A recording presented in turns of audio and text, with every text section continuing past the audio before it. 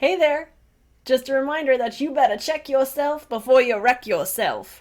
So let's go over these answers from lesson number 7, shell models and atom math together. Make sure that you can check yourself. Make sure you got those answers correct.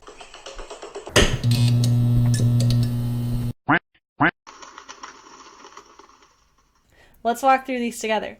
If we're going to calculate how many neutrons an isotope of nitrogen has, if its mass number is 16, the first thing you should recall is that nitrogen can have many different mass numbers. So you're not just going to take your periodic table, find nitrogen, and write down the mass number. Wrong. You don't want to do that because an isotope can have a different mass than what's on the periodic table. Hence the definition of an isotope, variable mass for the atoms, due to a different number of neutrons. We want to calculate how many neutrons this atom has. If you recall, we have protons plus neutrons is what gives us the mass of any atom.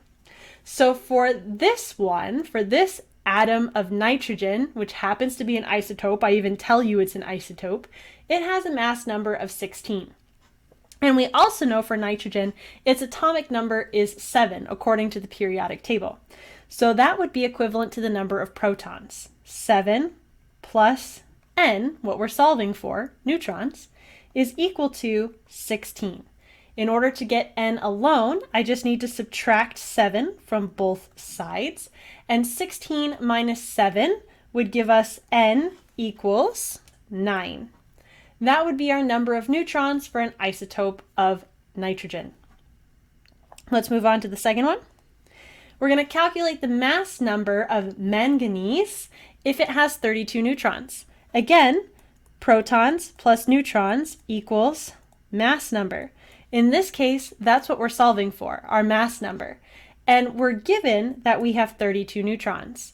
We need to figure out what the protons are based off of the periodic table. So you've got to grab your periodic table, find manganese, which is right there, manganese.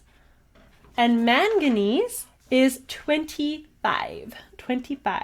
So that would be 25 protons plus 32 neutrons would give us 57 mass number for manganese.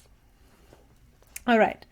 Lastly, we have the shell or Bohr model for magnesium. With a shell model, we're always going to start with our nucleus.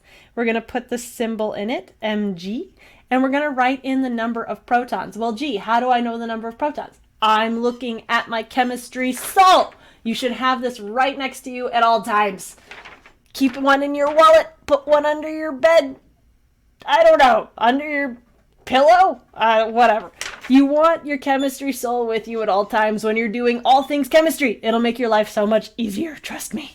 Okay, so magnesium is 12, atomic number 12, therefore we know it has 12 protons. So I'm going to put a 12p right there in the nucleus because that's where the protons live. Now, I'm going to draw a shell, and in my first shell I can only fit 2 electrons. How do I know how many electrons I need? Well, in a neutral atom of magnesium, the number of protons is equal to the number of electrons. So in this first shell, I'm going to put 2 electrons. Now I need to go to the next one because I can't fit any more in that one. So in my next one, I'm going to play Ring Around the Rosie. Don't skip the step. Go 1, 2, 3, 4, 5, 6, 7, 8. So now I've got 8 plus 2 from the first shell. I've got 10. I still need 2 more to get to 12. So I need to draw 1 more shell and add 2 more electrons. 1, 2. There is my lovely Bohr model, shell model for magnesium. Hope that's helpful, and I certainly hope that you got those correct. If you have any questions still, please leave your question in the comments below, and I will try and answer as quickly as I can. Hope you have a great ducky day. No ducks, no glory.